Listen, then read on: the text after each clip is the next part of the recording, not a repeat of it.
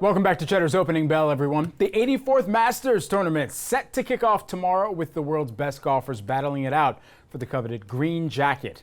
But players and spectators, they aren't the only ones looking forward to the tourney.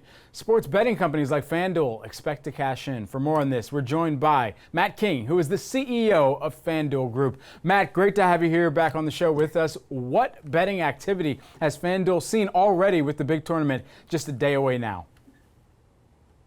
So just generally, we've seen across the board high demand. This is the first Masters in a number of states like Illinois and Tennessee, and so we're just seeing across the board a ton of interest. And then, Matt, just additionally here, some big wins with sports betting this election cycle. Very interestingly, from sports to politics, what are some of the areas that FanDuel continues to see as more opportunities to engage with your end users? So free to play has been a huge avenue of growth for us. That's really where politics was growing, as all of our offerings were free to play. If you look at the Super Six product that we run in conjunction with Fox, it was by far the most popular free to play product around politics. And then if you look in the FanDuel app, people were looking to predict outcomes on the debates, on politics, or on the election itself. And just generally, I think you're seeing that people are looking for any avenue for a little bit of enjoyment, given that they're all stuck at home.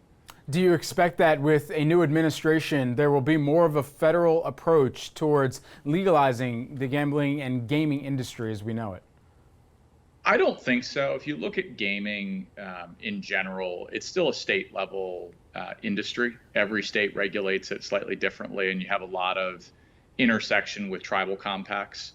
I think what you are going to see is a lot of states pick up sports betting legislation in the upcoming session. It's a common sense way of raising taxes in a way that consumers are actually welcoming of, and it puts an illegal market out of business. So I think you're going to see more states take up sports betting legislation. I think you're also going to see more states take up iGaming legislation because, again, it's a common sense way to raise tax revenue. A lot of people are saying that betting sites were actually better at predicting the presidential election than some pollsters. So what kind of technology goes behind finding the right odds for political events? And does this mean that potentially we'll see some of the betting sites and platforms coming out with their own polls in the future? So a lot of, I think you'll see more information published. We were publishing data about what our users were saying. Candidly, I would say if you looked at the betting markets, they were favoring Trump a lot more than it turned out happened. And so I'm not sure I would agree with the fact that the betting markets were necessarily better predictors, but you did see a ton of interest. And I think we will look to capitalize on that interest by providing more content as well as more games people can play in upcoming political cycles. Fair assessment indeed. Your parent company, Flutter Entertainment, just released earnings showing that you still have retained 29% of the sports betting market share. And so when you think about that share of market that you hold on to, how do you ensure that you grow that number in the face of some stiff competitors that are out there? So the 29% is actually all online gaming. So that includes iGaming and sports betting. Our sports betting share is actually north of 40%. We're incredibly excited about our position.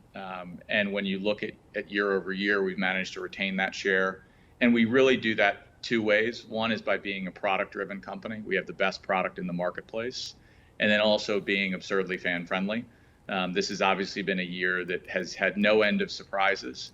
And no end of challenges for sports fans. And we've looked to always be that friend that sits beside them on a couch and treats the fan the right way. When you think about some of the partnerships, just very briefly here as well, any new partnerships in the pipeline that are coming out in 2020? We have lots of new and interesting partnerships that are coming out that we haven't announced yet, but you'll have to have me back on after we announce them. Okay, I'll hold you to that. And lastly, we just want to end on this, kind of bringing this to a circular ending back to the Masters. We brought up the Masters, so we got to show this. Jon Rahm, during the practice round yesterday, hole-in-one. And this is a tradition where players will try to skip the ball over the water, off the water, into the hole. Very seldomly does anybody ever get it into the hole. Skipping it is enough of a challenge. And so now we're seeing this ball go in. What are the odds of a crazy shot like this going in? That is a great question and one that I do not know the answer to, other than to say it's north of 1,000,000 to 1. North of $1 million to 1. Okay, so about the same odds as becoming an NBA player, something around that. That is probably correct. All right. Matt, always a pleasure to have you on. Thanks for taking the time.